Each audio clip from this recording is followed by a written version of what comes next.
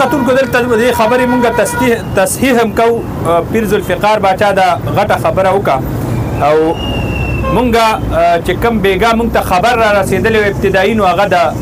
میجر صاحب د ګود اخیستو د ماشومې هغه خبر و، چونکې هغه هسپتال ته راغلی او خواهش به یې کړی، خو بیا د دې قانوني او کاروایي کېده او عدالت کې دا ماشومه په میرټ باندې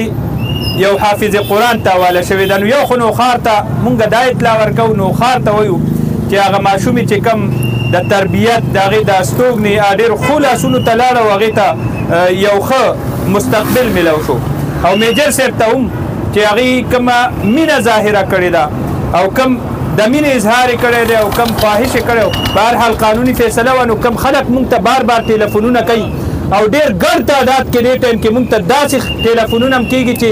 ماشومه کم ځای ده، خلک چونکې پوهېږي نه او پوسټ ګوري ویډیو ګوري جذباتي شي، نو مونږ نه دا تپوس کوي چې ماشومه مونږ ګود باندې الو مونږ اخیستنه غواړو. نو ټولو خلکو ته دا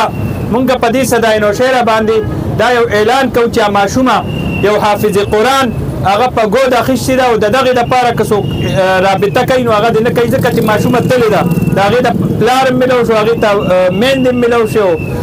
ټول قوم ورته سرپرستۍ دپاره میلو شو. دغه څه عوارضو څه خبرې وي ما ضروري ګڼلې چې زه یې نوخار سره شیر کړم.